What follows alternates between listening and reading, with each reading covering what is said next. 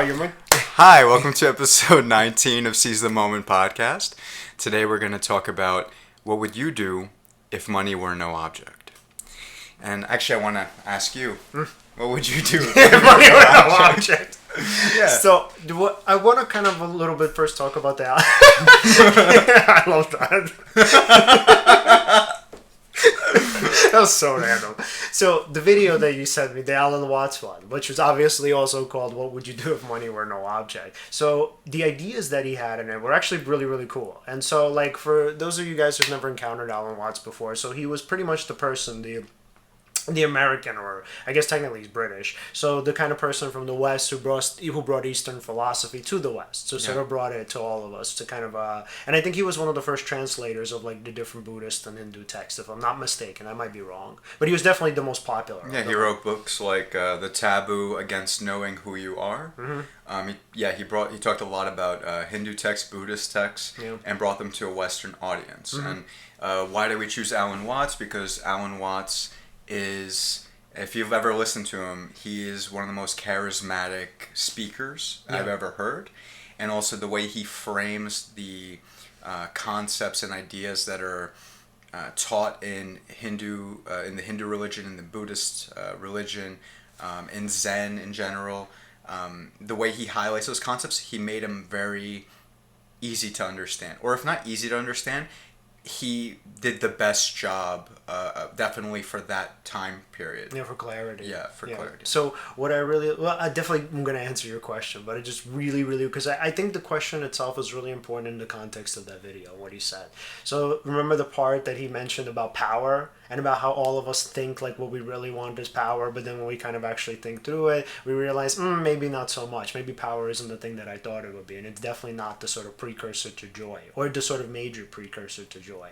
So like I thought that was really cool, because actually I do that a lot. I always say the word a lot, but I do that from time to time in my therapy sessions, where, so let's say somebody will come in and they'll say something like, well, I'm really unhappy because I'm not where I want to be in life. And then when I ask them, obviously, where do you want to be in life? They say, well, I want kind of more success, right? More sort of power, more influence, more financial wealth.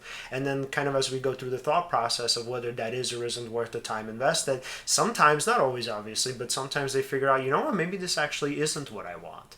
So just to kind of give you guys a brief rundown of kind of Alan Watts' idea, he said essentially that when you kind of consider what power is and what it means, right? Let's say in an absolute sense, that power is this thing that makes you obviously omnipotent, right? It makes you sort of not all-knowing, but all-powerful. And able to control everything. Yeah, everything. And what he's saying is, once you really think about it and break it down, you don't really want to control everything. If you did, you would take the spontaneity out of it. Right. You would, it's like, if you really could control everything, how people react to you, how they see you, all that, it's like interacting with a doll. It's not like interacting with another self. Because at least if you were interacting with another self, another you, so to speak, then you would be getting that spontaneity from them, and you might not want that power, that control. It sounds interesting on the surface.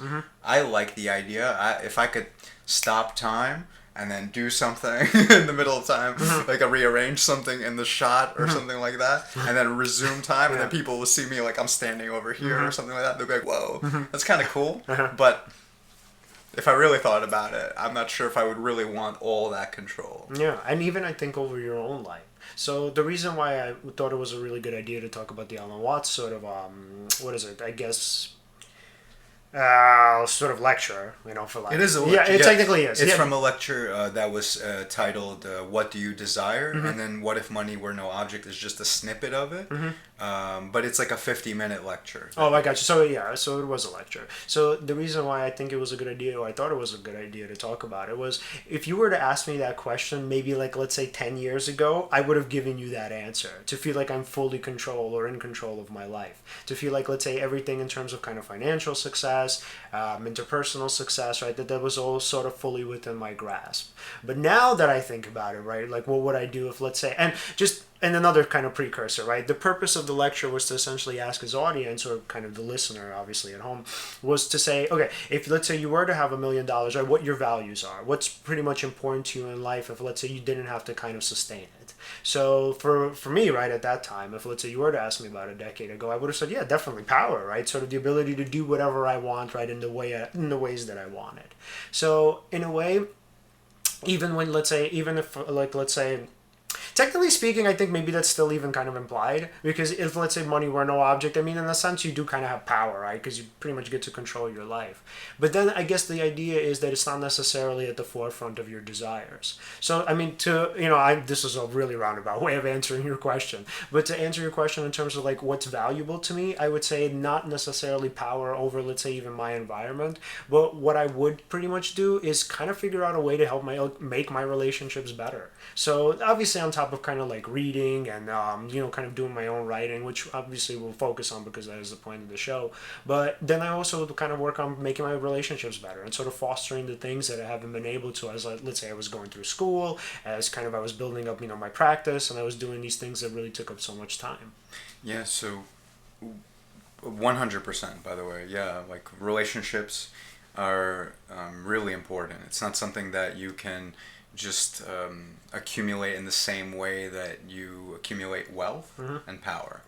One thing I noticed is that the reason that he decided to talk about this in his lecture is that he, at the time, had many students come up to him and ask him, they were getting ready to be done with college. They didn't know what they wanted to do with their life. And he asked them, what would you really want to do? Because in their minds, they're thinking they need to think in terms of practicality, right? They need to get a job where they earn well, something that gives them a sort of status, and something that'll just make them their identity stronger, their character stronger in the world. But the thing is that, according to him, it's not a great way to go about things, because again, it goes back to trying to gain power in order to have a satisfying life. But the reason why I asked what would you really do if money were no object is what's truly your passion? What would you truly like to do? And I mean, if I had to answer that, it would be this. This podcast. Also, I mean, once upon a time, my answer would have been ego ends now, and try to develop that. All my time would be to that. But I would answer this now. And also, I believe that at some point, but that's a different conversation. We'll explore that at a different point. But yeah, because what's great is I feel that by talking about, without us talking about certain concepts in psychology, talking about life in general, philosophy, everything, love, girl, whatever, everything. Like, and I'm sure we're gonna talk about more things. So there's gonna be a huge range. But the thing is, something about that is, you get to talk about what you learned, little insights that maybe you had, and since we're on the internet, right, and I've said this before, it's great because the reach you can have is fantastic. So that's in line with something I really want to do. If I could do just this and a few other activities and not necessarily the day job that I have, I would. I do like my day job. I wouldn't be doing it if I didn't like it, because I did listen to Watts Once Upon a Time, and you really should have a good relationship with what it is that you do during the day. Say you have an 8-hour day, so 40-hour work week, let's say. If you do, that's a lot of your time. So if you're not enjoying that time, it's not a great existence. And if that's most of your existence spent working, you don't know. You should be doing something that you really like to do. And well, I was going to ask, so I wonder, so like for me, so let's say obviously if, kind of I didn't have to work, and that is a kind of topic I want to just sort of set aside for a minute, but let's say for me, right, so let's say the interpersonal relationships are, again, from my perspective, the most important. So like, even when I talk about writing and reading, technically speaking, that's a way or a means of connecting with other people. So it's like when people read my writing, or let's say when even people listen to our podcast, right, they connect with us on some level, and hopefully we get feedback and people say, hey, I really understand what you guys are going through because I went through that myself. And I actually now feel understood. And, thank you so much for putting this out. And then we can kind of open up a dialogue with all of these different people. And so I wonder for you, if, let's say, kind of on the surface, the idea is if I had, a million or billion, whatever dollars, right, I'd work on the podcast. But sort of if you dig deeper, the real aim is really an interpersonal one where you're focused on kind of building a wider network or a wider community of people through our podcast. I would say that. Okay. Yeah. What? No, because, it's just that of course, I would want, for instance, like, again, one of the biggest epiphanies I ever had was in relation to learning about ego again, with that working definition that's used in Power of Now. Right. And I just thought, okay, if I could relate that epiphany, or just in general, how important it is to be present into the moment, or rather full concentration what's happening now, not with your attention being held in the past or in the future. I kind of liked that the way this epiphany changed me. I was hoping that maybe it would resonate with somebody else and they could know about it. I didn't care necessarily if they read specifically Power of Now. I didn't care if they used the same definition. I just was more, I really cared that hopefully someone would resonate with one of the ways I might put something. Yeah. And then hopefully they find their own answer, or maybe just like a different book or a different show or podcast or whatever that just leads them to that realization, because that's the main thing I really care about. Like, for instance, before we did the podcast, I actually didn't care about whether I was... I didn't mind being anonymous and still establishing something that created sort of a network or a community. But I think it is actually an effective way to when you're expressing yourself, and it's, maybe somebody might like you and then they listen to what you're saying, and then maybe they try it out and then see how it works for them. It's more personal, and maybe that's a better way to get them to do it, as opposed to something that's just showing videos or memes or something like that. It seems like it's important to you to feel important to other people. No, actually, it really didn't feel that way. It's hilarious, actually. I would prefer to be anonymous. Okay. Actually. Well, okay, so let me kind of rephrase. So I don't mean important in the sense of like popular, like everybody's like, oh, I like Alen Ulman. But I mean, like, even if, let's say you're right, even if you're anonymous, the point is that, let's say anonymous, right? Person X is important to me because person X taught me this particular thing that really sort of resonated with me and might have even changed my life. So for you, I'm assuming that's kind of the connection that you'd want, even if it's not necessary, even if it's a faceless one or one without a personality, that just knowing that in some way that you are important to this person. I would definitely appreciate something like that as a symptom of the main goal of just spreading the information out there.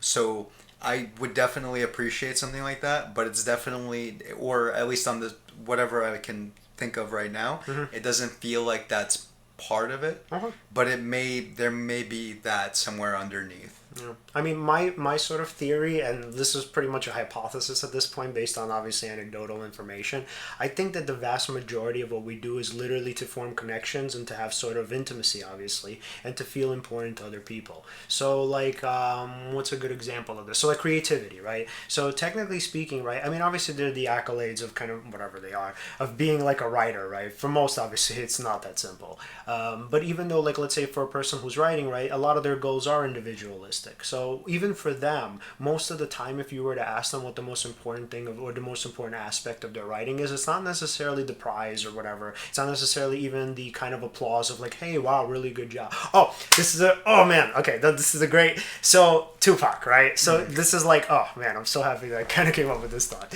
So when he was asked, right, like, what is it that's so important about your music, right? Which is obviously similar to writing, and obviously it is writing. So when they asked him, they said, like, what is it that, like, what do you get from it? Like, why do you like it so much? And he said, look, I don't write the music for the people that's like, for the person that's bumping my music, right, for like whatever time being as it's popular, and then throws it away, right? So he says, I'm really literally writing it for the kid who feels like he's living a thug life and it's hopeless. So for that person, the first person, right, he'll kind of pick it up and he'll say, ooh, that sounds really good, right? And they'll rock it and they'll kind of listen to it for some time, but then they'll drop it, right, because it's not meaningful to them. But for that kid, it is. And for that kid, which for me, it was me, and I think I said this probably in a prior, like an episode, right? So for Pac, the idea was that this music was a way for him to unite or to feel connected to other people. And so interestingly enough, he actually struggled with loneliness and depression for the vast majority of his life. And so for me, right, whereas I kind of use my writing to connect with other people, for him, he used his music.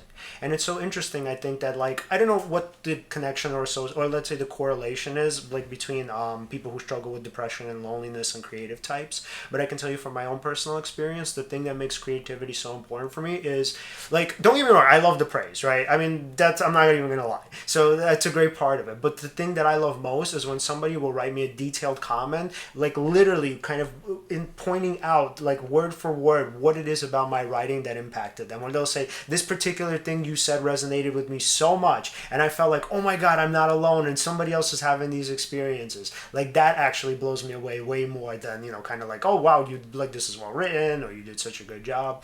And I think that for most people, and that's why I asked you about the podcast, was that for a lot of us, the real sort of the core goal of, let's say, creativity, or of, let's say, even some sort of other passionate endeavor is literally interpersonal, where we find a way to unite with other people. Yeah, actually, now that you mention it, that philosophy teacher, who happens to be a friend of Jamie's, if I'm not mistaken, she wanted to use an episode of our podcast with Jamie. It was a he. Sorry. Yeah. Pardon. It's okay. Respect. Sure. But yeah, when I saw that and he wanted to use it for his philosophy class, that's amazing. I understand, of course. Yeah, it's mainly because it's Jamie discussing misogyny and and what she discussed in the podcast, and absolutely. However, it feels kind of like a compliment. It's kind of cool. It's like you show a whole philosophy class somebody's podcast or your podcast, and it feels cool. Sure. So it's nice to see things like that. Yeah, sure. Definitely. Since you mentioned writing before, one thing that Alan Watts talked about in that video is, say somebody was passionate about writing, and they wanted that to be their job. Now, of course, he had said it, and this was true in the late 60s, early 70s, when he had delivered this lecture, as it is today. It's not very easy to make money writing. It is possible. Yeah, he said it is definitely possible. But what he assured his students, or at least the people he's lecturing, I'm not sure if they were all students. Depends if this was a seminar or not. Right.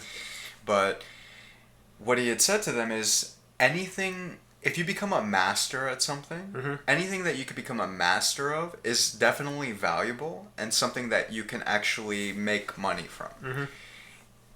I definitely agree with that. If you actually hone your craft to the point, even if it's something like ASMR, for instance, if somebody got really good at that, you could definitely make money on the internet doing that. I've definitely seen examples of it. There's people with millions of views, and through advertisement.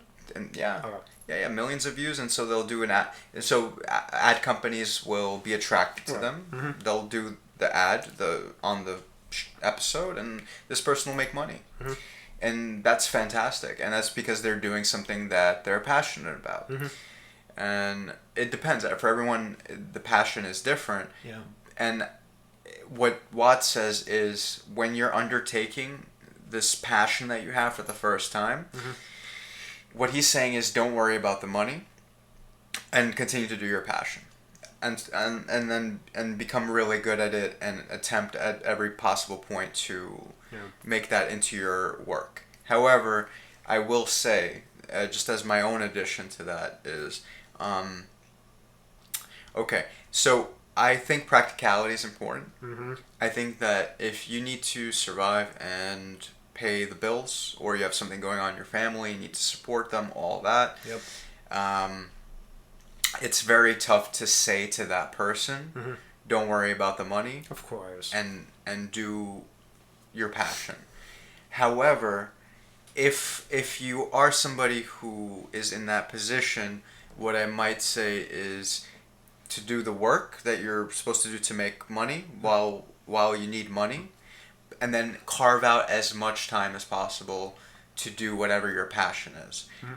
I understand that, yes, you're not putting 100% of your focus on your passion, and divided attention means divided resources, basically. But still, I mean, you have to see in your own life how this could apply to you. If someone who's listening is actually in the fortunate position where they're young enough where they don't have to work at the moment, like their concern is college, let's say, at the moment, and they actually might have some kind of situation where maybe they're with their parents, or it's just for some reason they don't have to work for whatever reason. Okay. Fantastic. Then I would say really with as much of your time as possible, besides working on school, to focus on your passion. Those are going to be the greatest years to work on it. Also, the earlier the better. Because if you're familiar with Malcolm Gladwell, obviously, yeah. Yes, I read Outliers. Okay, so and the 10,000 hour rule. Yeah. Which is actually bunk, by the way. I don't know if you knew that. I understand. Yeah. That. I mean, if you. When you become a master at something, it might not be restricted to that 10,000. Yeah, and you know what it is? It's just that, so let me kind of qualify this. So it's not that it's bunk, but you actually have to have the talent for it. So that's the thing that he doesn't talk about, where he pretty much states that, like, if you just pretty much try, like, anybody can do it. As long as you have the time and the effort, like, you're just going to become it's not true. And there are plenty of people who have tried and they still haven't been good at whatever it was that they were attempting. Fair enough, but you could definitely be tremendously better than when you started. Right, definitely. But it doesn't necessarily... Talented, like a master, like you're talking like a real... Yeah, because that's what he actually implied in his book, if not stated it directly, where he said, like, yeah, anybody could do this. And it's like, no. Fair enough, but I could definitely at least say after 10,000 hours of doing something, you would be better at it. Yeah, 100%. Tremendously better. Okay. Not like somebody, like, let's say an artist. Right. Maybe you're still not a great artist, but you're better. You're better. But you know what? I graduated from stick figures to yes, to ovals. Yeah. So, what was it that I wanted to ask you? Damn, now I lost it. It was shit. What would I do if money were an object? No, I already... No, we technically started, but I mean, I did want to go back to that, but there was something else I wanted to say in regard to, before... What did we say before the Gladwell quote? The 10,000 hours. Oh my god. I feel bad because anyone's listening like, dead air? Yeah. Are they thinking right now? Sometimes thinking is good. No, that's good. No, I don't remember what it was. Damn, but I thought it was so important too. In terms of... Not the work itself. Right. Oh, yes, I remember. Okay, so do you think that it's possible, or do you think that it makes it more likely that actually the person who is working, like the person, let's say, who's splitting their time, right? Maybe not 50-50, maybe even, let's say, 70-30. So the person who does, like, very little amount of creativity and sort of very little amount of, let's say, kind of working in terms of, like, honing their skill. Do you think that it's possible that maybe that person has more motivation and more drive to succeed just seeing the discrepancy in their life? Or lives? They would definitely have more motivation. Well, okay, sorry. In many cases, they would have more motivation because you're really trying to do the thing that you're doing 70%. You want that to be the thing that you want to switch that around. You want to do your passion probably 70%. Right. So I'm sure there's a drive there where you work really hard on that 30%, and the goal is to get that to be 100%. Yeah, because I mean, for a lack of better way of putting it, what a simplistic way of putting it. But yes, it is what it is. Because, like, I mean, and this is not necessarily. God, I'm gonna say this, and I don't mean to go there. This is not a political comment, and we're not going into politics from this. We're gonna talk about politics right now, guys. I've done this before. So, interestingly enough, James Hetfield, the lead singer of Metallica, So I think they're Swedish or they're from Denmark. I don't remember from where, right? But they're from one of these sort of like technically not socialist, right? But sort of very kind of highly subsidized countries, right? Where pretty much the people are sustained, pretty much well by their governments. So he said essentially, he said like for us, right? Obviously, is Metallica starting off like in Denmark or Sweden, wherever. He's like, we technically didn't have that much of a drive. He's like, because for us, we always knew that we'd be taken care of, right? There was this very like this tremendous safety net that this country had. So for him, he said only until we came to America, right, that we understand what it meant to sort of be motivated to succeed and to be motivated to be the best kind of version of the band that you can be, or the best version of yourself as a singer that you can be.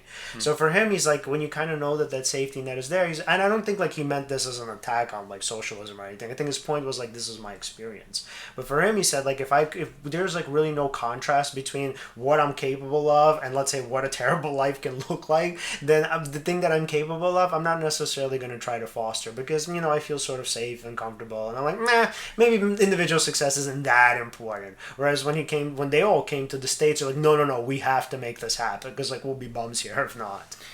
I can definitely relate to that because when I was younger and I definitely had all that free time in the world, I still, even though I understood, like I had listened to Watts in my early 20s, that was the best time to try to do something. Right.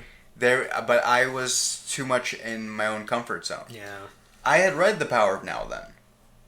I had read a bunch of self-help books. I had checked out a bunch of seminars on YouTube and even went to some personally. And yes, there was growth with that, and they did help. But what's hilarious is, even with all of that, even trying to make a conscious effort with all that free time and all that comfort and the safety net, there were certain,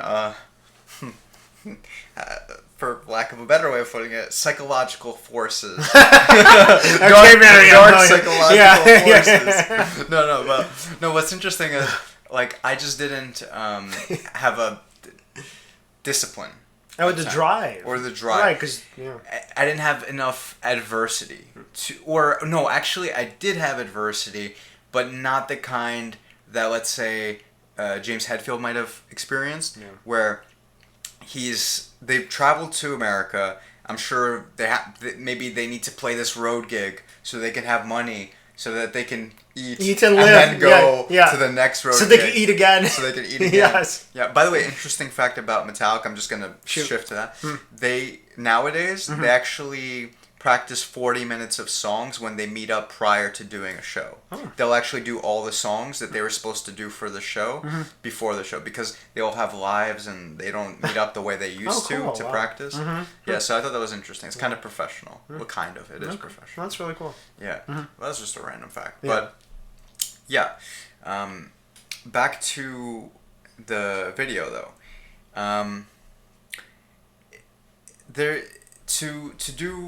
To do what you really want to what you really desire, to do what you really desire is like one of the best things that you can do in life. How do I put that? How else can I put that? It's like, if for instance, one of the grand experiences somebody might experience in their life is something like along the lines of ego death, let's say, right? I would say another grand experience or a journey that someone could undertake in life in general is to pursue what it is that is your calling, what you feel is your calling. If I want to ask you this: what would you suggest to somebody who does not actually know what their calling is? Because I experienced that even after first hearing this. Because when I first heard this, I was saying to myself, yeah, but I don't know fully what I want to do. Yep. What do you think? What are your values? That's what I would ask. Yeah, right? Because here's the thing. So in terms of like knowing or picking a career early, especially like when you're 18 to 20, which is like crazy for me that these kids, this is another conversation, like, but the point is that it's crazy to me that kids like not only have to pick majors in college, but also have to get into a ton of debt when they're 18 years old and have no idea what the fuck they're doing, have never spoken to an actual counselor. And I hate to say this, but a lot of guidance counselors in high schools are not actual guidance counselors. They're kind of just like, yeah, whatever, just do what you like. So, but to answer your question, it's essentially to focus on what your values are. So when it comes to particular careers, it's not so easy to just pick something out, obviously. And it's also not so easy to sort of figure out what you like, because sometimes people just genuinely don't know what their desires are. And I think that's an important topic too in itself. And so for the people who are sort of trying to figure out what their careers are, I would literally focus on what your values are. So let's say maybe being important to other people is one of your values, right? Being sort of an important part of your community, being helpful, right? Sort of, let's say achieving certain things, right? And maybe sort of if we narrow it down in terms of like fields, let's say in this case, a kid would like. So, oh, I really feel good when I solve math problems, right? Or I feel really good when I kind of find the answer to, let's say, some sort of, what are they called? Like they give these on law exams, like those kind of logic questions. Yeah. Right there you go. Thank you. LSAT? Yeah. So it's like I feel good like solving or resolving some sort of puzzle, right, or some sort of logic conundrum or logical conundrum. And so for those people, right, as we kind of narrow it down, we figure out okay, so your values are obviously sort of intellect, right? You feel like it's important to be a problem solver, helpfulness, right, to be important within your community and to sort of contribute something significant. And then from that, we kind of narrow it down to career. So we start from the foundation of values, and then we figure out which sort of careers, let's say, manifest them or allow you to manifest those values. And then from there, it would kind of obviously be unfortunately a crapshoot, where it's like, okay, so let's say what's the most likely one, and or the likely ones, and out of the ones that are most likely that let's say that you are able to, let's say to enter whichever fields, then it's kind of like okay, I mean now just pick one, right? Sort of pick whichever one you think would be the best. So one. would you suggest like say there's a few things that might go with their value set, maybe just to try a few things and see how you that's it, because it's really really hard. So it's kind of a myth, right? So and obviously this goes into the new age movement and kind of like spirituality of finding yourself, right, or finding your passion. It's like then finding your calling, by the way, that's another myth. And so the reason why so many people struggle when it comes to like let's say careers, when it comes to let's say identity issues, is because they actually believe that they have to find what's right for them, like their purpose in life. Oh, that's another thing, people struggle with meaning. Oh, I don't know what my meaning is. Nobody knows what their meaning is, because there's intrinsically speaking no such thing as meaning, purpose, sort of calling, right? Yourself, technically speaking. So when we talk about finding, let's say, these things or these qualities of ourselves, we're not necessarily finding them, we're creating them, right? So you might find the foundation to them, right? Which is literally your values or your system of values, which honestly you can change too. But the point is that you can find the foundation to what you want to believe, or rather what you want to be and what you want your purpose to be. But you actually, there's no such thing as a calling, right? Not in the sense of like I was born to be a firefighter, or I was born to be a psychiatrist, or I was born to be a speaker, right? You might possess qualities that would make you a good firefighter and qualities that would make you a good speaker, and then if you kind of sift through your values, you realize, oh no, this is actually something I'd want to do. Because if let's say I were a good speaker, that means I'd be helpful in the community, right? I'd have a sort of a broad range of influence, and then on top of that I would be sort of resolving problems, because maybe let's say somebody in the audience would have a question for me, and I would say, ooh, now I have to sort of use my logical brain, right, and sort of resolve it or help them resolve it. So if we talk about manifesting those qualities, speaker, or let's say being a public speaker in this case, would be the way to do it, or one of the ways to do it. So do you think that terms like find your passion, find yourself, things of that nature are, or find your calling. Yeah. I mean, do you really think it's a myth, or do you think that exists for some reason? I think it's a misnomer. So what I mean by that is that essentially it's an erroneous way of framing it. So when you say finding your calling, technically what you mean is figure out what like career you like, or what sort of profession works best for you. Or do you think maybe, well, that I'm sure, but then also maybe figure out what your values are? Because sometimes people don't, like, one thing I like about self-help, specifically why I still think to this day it is, even with its reputation of being a lot of rah-rah and like a lot of, like a lot of energy, like little physiology things. One thing that's cool is a lot of self-help gets you to write down what it is that you want to do, or a lot of these things get you to do exercise. Like what do you want to do, or what are your values? What don't you like? What kind, or in relationships, what kind of person are you interested in? What kind of qualities should they have? Right. Alan Watts has a video where actually he said, a lot of people like to imagine how they want their partner to be, but they never imagine what their mother-in-law is going to be like, right? And then I thought that was interesting too, because right, you don't know what her family is going to be like and all that. So maybe even to think about things like that and write down what you would like.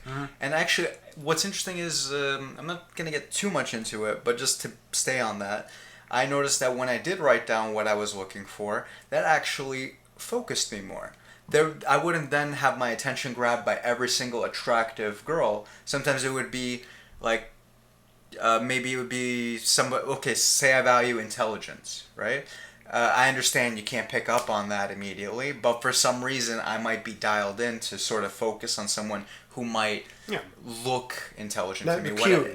Yeah, and I understand that has to do with my reticular activation system, the things that I focus on, what I value, my beliefs. Also and all stereotypes, right? Because we sometimes think like if a person looks a particular way, right. If they have glasses, yeah. You know, I might think, I get it, fair enough, but.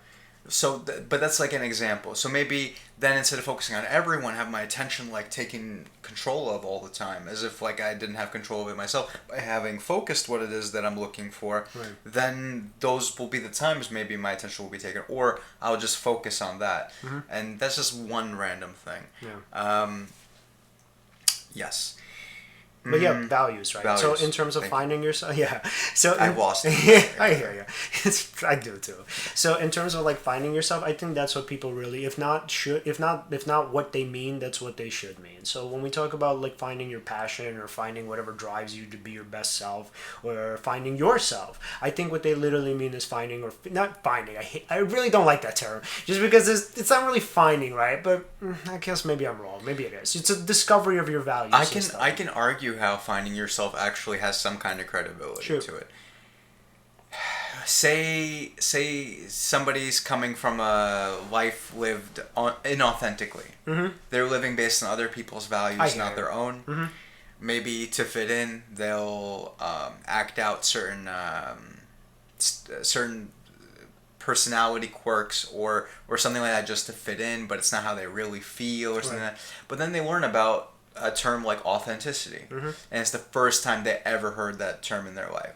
For someone who's heard that for the first time in their life, and then they're explained what it is, maybe that starts to make it. So basically what you do is you almost unlearn all these things that you're doing just to fit in, or just things that aren't what you would have decided yourself, or conditioning, and maybe then you do what once you learn about that, you figure out what it is you would really want to do. You know what I wonder? So, and this is a question for you. So this is what I was thinking, like I think maybe 20 minutes ago when we were talking. So Karl Marx has a concept called alienation. So it was technically meant for the industrial kind of, the industrial period at the time when it was sort of being, what's the word, like fomented. Essentially when it was in its incipient kind of beginning stages. So for Marx, right, he said essentially what makes like work so terrible for most people, for all people at that time, was essentially the fact that they were disconnected from whatever they were creating, and they were disconnected from one another. So people in the factory, right? This is, by the way, just like as a quick kind of aside, guys, you should see this documentary called American Factory on Netflix. One of the best documentaries I've ever seen. Like really amazing. Because like what these sort of owners do is they really want like people in these factories to not talk to each other at all. It's crazy. Like they want no communication. They're like, no, communication kills productivity. They need to just do what they're doing because that's what I'm paying them for, right? So my question to you is, right, so with Karl Marx, who had this concept of alienation, which we really see in so many different places in work environments, where people not only feel disconnected from their work, right, because essentially they're just kind of pushing buttons, right, or just sort of pretty much logging things or doing things that are not necessarily manifestations of their authentic selves. So if, let's say, and kind of conversely, right, because of the work culture, we're playing roles, right? For the most part, while you're at work, you're not really your authentic self. Maybe to some small degree, you can kind of say a joke or something here or there, but for the most part, we're kind of in our heads of like, oh my god, I gotta say the right thing. How am I being perceived right now? Is this affecting me? Are my bosses thinking how well or highly of me, right? What's going on with other people? So in that kind of concept, or in that respect, a lot of times when we're at work, right, we're feeling so disconnected from our environments, right?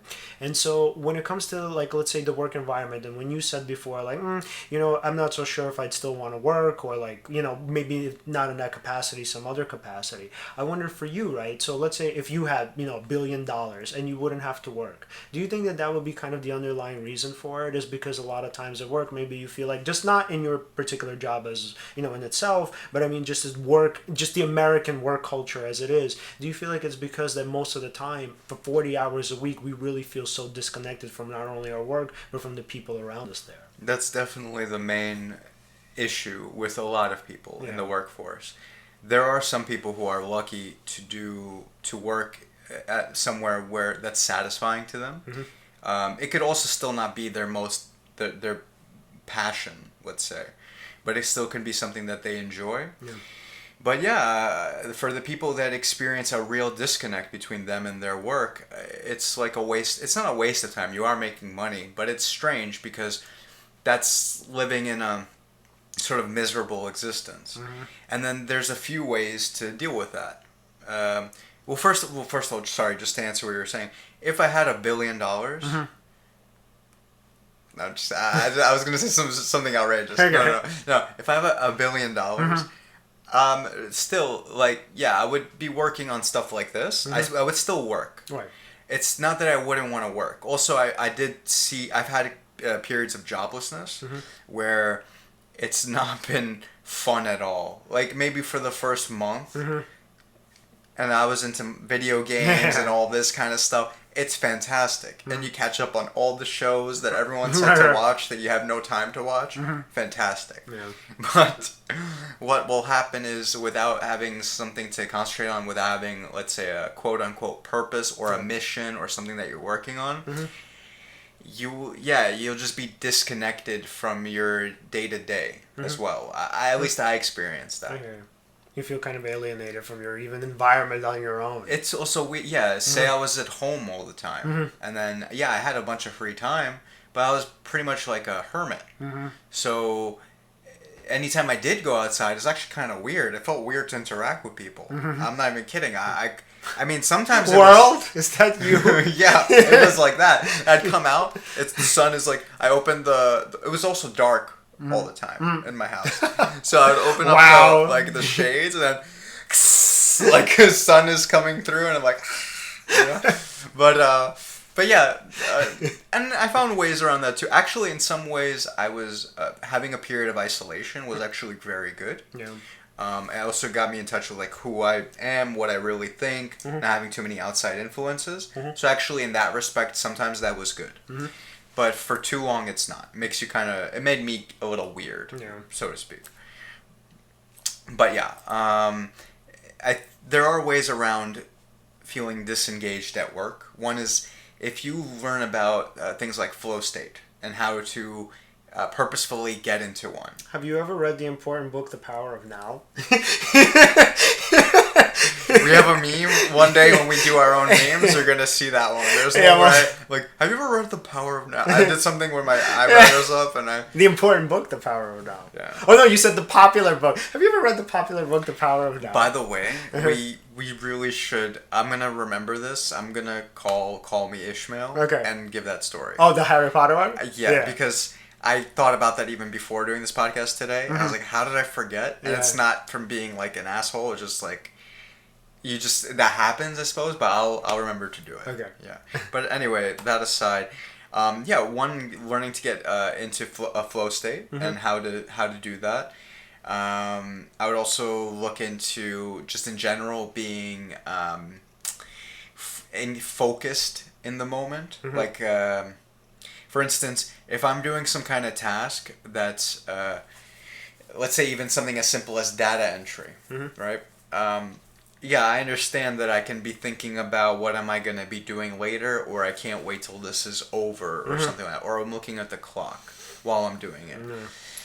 But one thing I noticed that works better is when you're actually fully engaged with the typing. You're really paying attention to your fingers, hitting everything.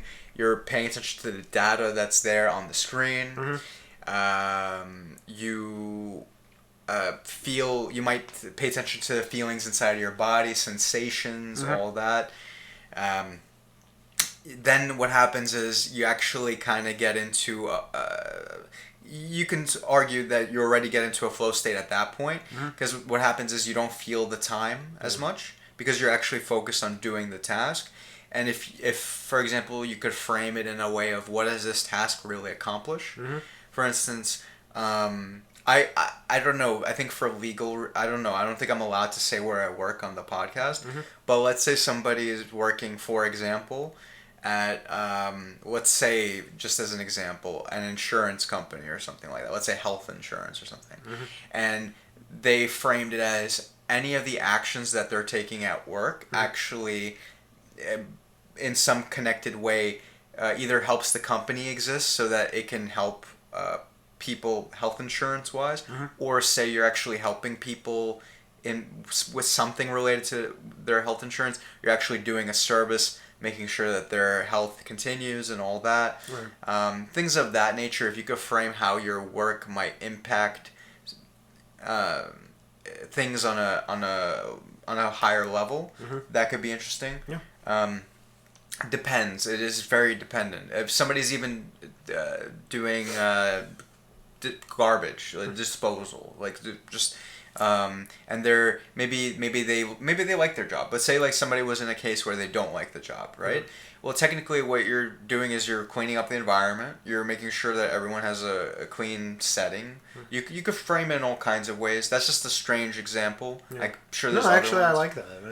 Yeah, if you're working at McDonald's, and I understand that that's not a great, it doesn't have a great stereotypical like there's no like a lot of people. Yeah, no status. Right? Like a lot of people don't associate status with it, but I respect it anyway. If somebody's trying to work at McDonald's to pay for, I don't know, who knows. But say that's what you're doing, then technically you might be doing a service by you're providing food for people and they need sustenance, and that person's trying to do some other task in their life and do something, and you're by doing that they can do whatever it is that they are set out to do as well. And there's different ways to frame these jobs that people think generally might not have a lot of meaning. Let's see, I've seen the bigger picture now. And it's interesting, do you notice sort of the underlying theme of all of them? It's in service to people. Yeah, connectivity, right? That's what I think for us, like, for again back to me, because I was obviously the person answering, but like I think for me, and even I think for other people, that like if you were to ask them, what would you do, let's say if you had whatever $1 million, a lot of them would say something interpersonal. They would sort of figure out a way to become more important in their community, or more important sort of in their sphere of influence for the people who are already important in their lives. I think, man, a lot of what we do, just like, or at least a lot of what we strive toward in one way or another, even if it's veiled, is intimacy. Yeah, even somebody who, one thing, this is an interesting topic. Oh my god, actually, if we could talk about this next time. People who think that they're doing the, how should I put this? People who think they're right, but maybe they commit an evil act, but they think they're, it's weird. Like, for example, say somebody is like robbing somebody. And what they're trying to do is, in their mind, they're trying to get money for themselves. And they're trying to, who knows, maybe they have a family as well. Who knows? And in their mind, what they're trying to accomplish is also, in a strange way, something interpersonal, or some kind of status, or some kind of something relative to other people, but it's still in kind of a community, kind of coming from that community mindset. Or actually what I really wanted to say is, because that almost confused me as I was saying that, this is my point, but another point is sometimes like anyone even doing an evil act, they think they're correct. For some reason, from their perspective. They think they're good or something, for some reason. I find that very interesting because, this is probably why I want to talk about it next time, because I kind of wanted to see what's going on there. It's a lengthy topic. It's a lengthy topic. A lot of rationalization and all that. Okay, never mind. Back to the main topic. Sorry, guys. Back to the main topic. Or our future episodes. So... him saying to to do what it is that you're passionate about and not worry about the money. I respect that idea because that, especially coming from him, that's actually very reassuring. Because one thing that's good is, say somebody tried something what they're passionate about for the first time, but it wasn't successful, or it's not making them any money right away. If you do take from what he said that once you become a master at it, anything that you could become a master of, you can kind of turn into something that you can sort of sell. That's fascinating to me because that could give encouragement for people to, let's say that they are trying to do their passion but they're not making any money, just keep going and still keep in mind practical things that you can do to make money meantime. So yeah, I definitely appreciate that it gives you the courage to continue to get better at something even if you're not fantastic at it. Say this podcast, for instance, we're a million times better than when we first started. But I don't know relative to and you shouldn't be comparing yourself, but just technically technically compared to somebody at the level of a Joe Rogan, for instance. I think he's like a normal dude, and he is a normal dude. But the thing is, there are things. But he has had over 1,000 episodes of podcasting experience, talking to people of various different statuses, learning to be very calm in all those instances, or as time goes on, getting calmer, building up, also knowing like what kind of questions to ask. He may not have a structure. He really may be going off the top of his head most of the time, but I'm sure he did learn things about interviewing that could have been, that as he did it, are very useful. Say he had a guest who actually wasn't contributing much. I'm sure he would know how to talk to them in order so that they could open up. Or let's say they have a guest who's talking a lot, but he can't get a word in edgewise. He's learned how to deal with that and things like that. But what I wanted to say is what's encouraging about Watts is, for instance, for us, is the more we do it, the more we're consistent at it, the better it'll be. And also, I actually, as we're doing this conversation, I actually like this conversation. I almost have the feeling of after we're done with this one, where I'm going to be like, that was a really good episode, actually. Because it feels like there's this back and forth flow and all that. But yeah. So I wonder, it's another question for you. You're welcome. No, for real, because... That was it? That's all you had? Yeah, I'm nearing the end of my statement. I was like, please say something, Leon. So my question is going to be, in terms of like his idea of... we're talking about it in terms of if it was real, or if it were real, right? So if, let's say, somebody who had, I don't know, all of the time in the world, or let's say somebody should really lead their lives, or lead their life as though they had all of the sort of resources or time in the world, right? But I wonder, like, for you, what do you think like Alan Watts was getting at there? Like, do you think that he was being metaphorical, that it was more of a way for him to kind of prod people to really figure out how to live their lives in the best possible way? Or do you think like he was actually being like literal and saying like, no, like drop everything, go figure out what your passion is? I don't think he said, well, I think the answer lies somewhere in the middle there with that one.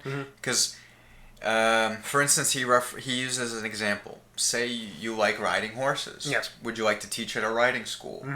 And that's a very practical answer, right? It's not like saying you have to create your own horse riding school or a farm, or I'm not certain the particulars of that. But I think he was mixing practicality with how to use what you really desire to live in the world. So yes, he did mention things like somebody who wants to be a writer, which sounds like more difficult to make money with that. However, but the horse example sounded like more practical, right? So what's interesting is what he seems to be really saying is find a way for your passion to resonate with the world that you live in. Try to see how you can combine the two. But I don't think he would disagree with somebody making their own thing, whatever that might be. That being said, though, him offering that example was practical enough that it didn't feel like he was coming from a place where he's like, no, you need to drop everything and just only pursue your passion, go 100%. Because I feel like that could also be, if it was taken that way, that can be harmful advice for some. For some. That could be amazing advice for some. Like, tremendously You changed my amazing. life, now I'm rich! There you go. Yeah. But then at the same time, Yeah. somebody could take that and then all the opportunities they might have had to pursue something more practical, so that they can at least handle their basic necessities. Maybe they wouldn't do that, and they could they could ruin their life. You know, all because of some kind of advice that was looked at from one perspective. So I'm actually happy that we're breaking it down because. For instance, and actually this is my fault, for again, Power of Now, when I first read it. That popular book? You heard the popular book? No, so the first time that I read it, yes, it caused a tremendous change in me. Yes, I learned to not think to pay attention, not think so much. A lot of things that I thought I needed to think for, I could just intuit, and I didn't have to have such a mental dialogue in my mind. I also didn't have to be so reactive to what people were doing. I could just be aware of what they did and just take appropriate action moving forward. Say somebody did some kind of slight to me, yes, I could get angry at them, or I could just take that slight as just, okay, that's a signal, either interact less with them or don't interact with them and don't necessarily have to feel this emotional charge and go with it. Okay, that was great. What was bad with some advice that I took was I thought that I had to remain in that thoughtless state all the time. And the thing is, and it was cool to attempt to do that, and that was great practice for just being present to the moment in all kinds of situations, sure. But at the same time, I almost confused critical thinking, like brainstorming, for the kind of thinking that he was warning against in the book. Oh, I got you. Instead of like, I threw out all thinking instead of just the ruminating or... Which is technically not critical. Not in that respect. Not analytical, but literally just critical. Just critical, yeah. Or things that felt so automatic. Like if I asked myself, would I truly think that? And then where the times where I'd answer no, I kind of could tell that those were some of those automatic thoughts that would come in. Like these I like to call them impulse rationalizations. It's definitely not what it is in academia, but I kind of, for some reason I like that because sometimes they come in fast, these automatic thoughts, and if you don't catch them, you might actually run with them and create a whole story.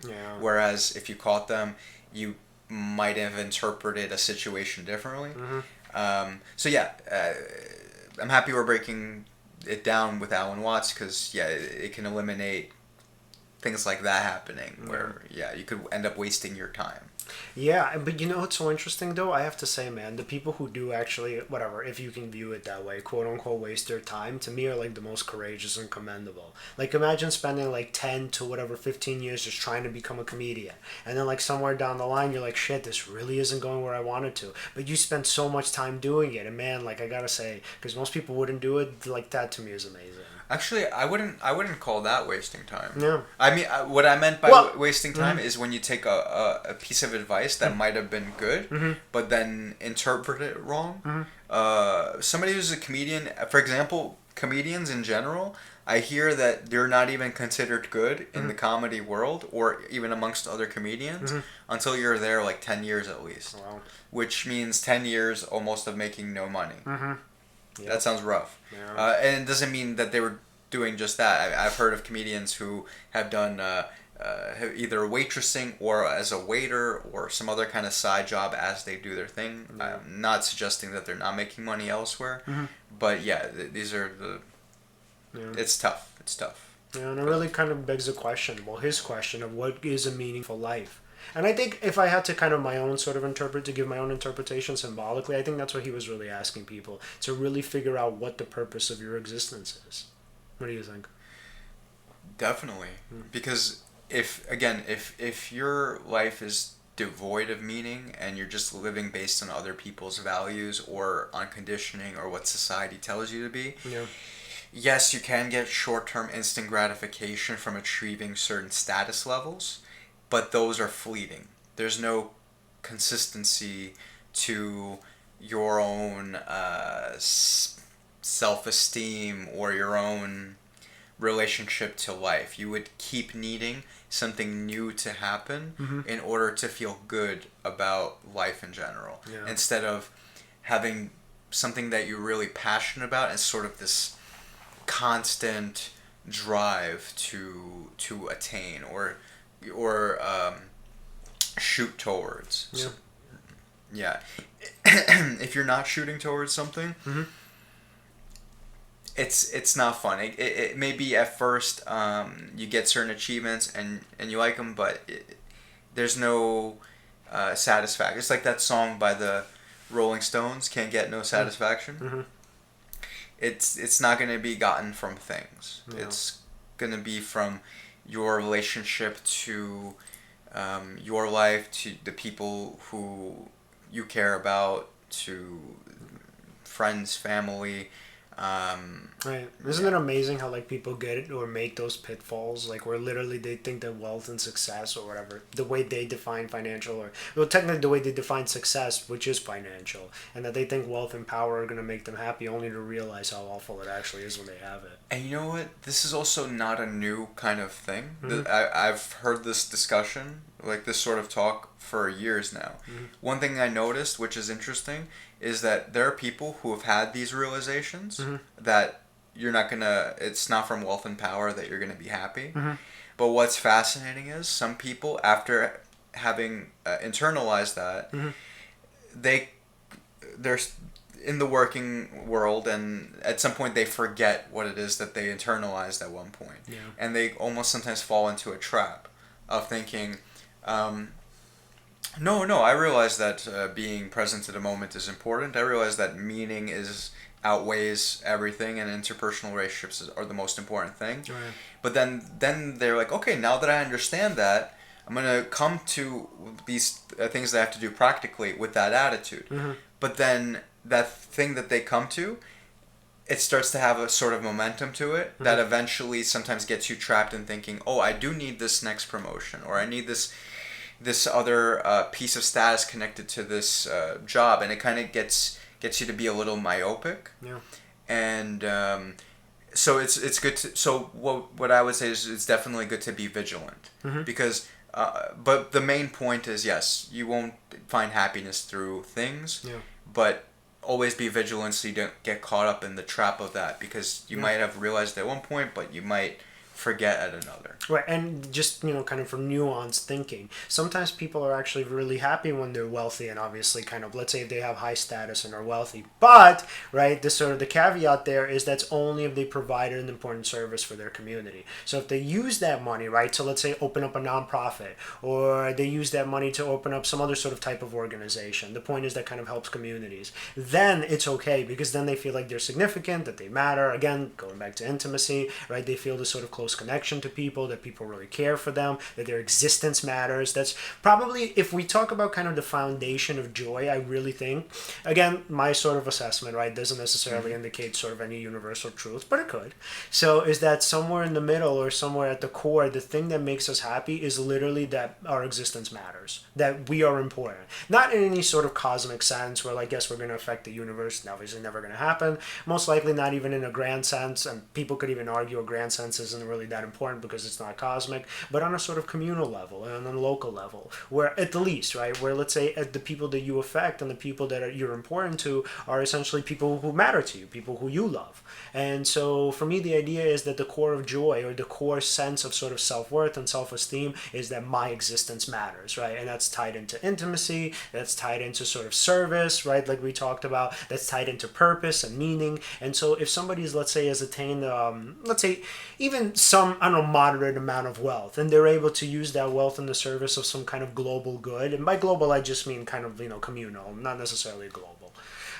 So for them, essentially, the kind of that goodness, right, or that sort of wealth can translate into a sense of happiness, in the sense of it's indirect, right? So I think just to kind of, for again nuance's sake, or for the sake of divergent thinking, that for the people who essentially take that wealth, right, and think that directly is going to lead to happiness, never happens. But if that wealth, right, can sort of engender different projects and different kind of, let's say, I don't know, communal proposals or different sort of important influences, I guess you can say, that indirectly then can affect your sense of joy, because you're like, ooh, now I'm using this for some good and I'm important and my existence matters. 100%. Also, one thing that actually I wanted to talk about, maybe not here, but also for one of the shows, is you ever heard the perspective like a lot of rich people are bad, like in general. Yeah. Like I've probably even said it.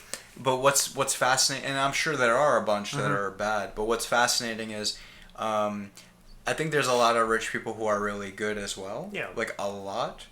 And one thing I noticed is, when somebody gets to a point when they meet all their needs, and it's somebody who has good intentions, or in general a well-intentioned person, what ends up happening is their needs they stop caring about their own needs and they start looking at the needs of others, because everything with them is fine. Yeah. Unless you're a pathological narcissist. Unless you're a pathological narcissist. Yeah. No, of course. Yeah. Of course. But yeah, that's something actually, if you ever want to discuss in the future, that I think that would be cool, because I think that there's I have something important to tell you. Go ahead. Yeah. Okay. Yeah. No, I think it would be good, because these perspectives that we have of either the poor or the rich it's like there's way more to it, and I understand it ties in with nuance. Yeah. But I think it's important to highlight that the reason why a lot of rich people give to charity and all that kind of stuff is because that they have met their own needs and purpose and they're now like what they want to service is something beyond themselves. Also, a lot of people who are poor and all that, from the perspective of the rich. Some rich people think that poor people don't think on a higher level. Actually, that's a popular thing amongst rich people. Right. But then that's also wrong, because and not even just thinking on a higher, just to put down the poor, like as if like things like they're lazy, or they they value short-term thinking, not long-term thinking, and I'm sure there's people like that, but at the same time, it's like some of the poorest people in the world are some of the happiest people in the world. Right. Some and not just that, some of them are just some of the greatest people too. Yeah. It's not like something that you want to value. You want to like compare being poor to being rich. And why is it important in relation to what Alan Watts was talking about, just to bring it back there, is it's not always about making a whole bunch of money. Sometimes it's about doing something that's tremendously meaningful. It can do things for you that you would never imagine. Like the kind of people that you can meet, the kind of people that you can impact, and what they would do with how you impacted them, and beyond even that, those are their own rewards. Yeah. And also, a lot of times it does actually end up leading to money, but to make that the goal puts in place something that takes away from the creativity, or in general from the purpose, because not everyone wants to do something creative. Yeah, but what do you want to say? Check this out. So, and I think this like fits with the point that we're saying, that in terms of like, so the rich people and kind of like sort of dividing them, right? So obviously there's some people who are like pathologically narcissistic, and then there's some rich people who are, let's say, more beneficent, right? So obviously they kind of want to give. So interestingly enough, right? So there was, I don't remember. So, okay, this came from a podcast. So Adam Grant, who's this like pretty, I guess in the field, he's just really sort of notable industrial organizational psychologist. So he he was on Sam Harris's podcast, right? And he also did Scott Kaufman's podcast. So I love this guy, like phenomenal. So he was talking about a study. I don't remember who the authors were, but so interestingly, right? So like popular convention says something along the lines of, so there's this like famous Lord Byron quote, right? Who it says, absolute power corrupts, absolute power corrupts absolutely, right? So it's like the power itself is what corrupts the person.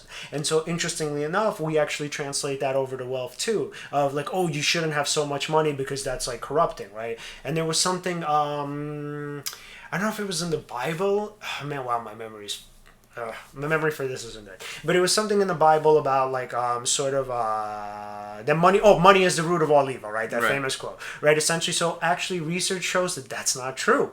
So it's not that necessary, and this is sort of, kind of that particular study. So it's not necessarily so that the power and the wealth actually corrupts people, right? But it's actually the corruptible people are the ones who misuse the power and the wealth. So what you find is that essentially, like, let's say, if a good person is, I don't want to say naturally, but at that state, right? Let's say baseline, right? Before anything happens to them. So if they're genuinely kind of a value, I hesitate to use this word, not valuable, that's not a good word. Let's say ethical, right? I would say maybe that's a valuable person, whatever, that's a whole other discussion. So if a person is already ethical, right? And you give this person wealth and you give this person power, essentially like that person is going to use that wealth and power for good, right? Not necessarily, obviously for kind of selfish means too, but also they will use it for something positive, right? Whereas at the other end of the spectrum, if somebody who's highly narcissistic attains power and wealth, they'll obviously use it in a corruptible way, or not in a corruptible way, but in a way that is like an indicator of corruption.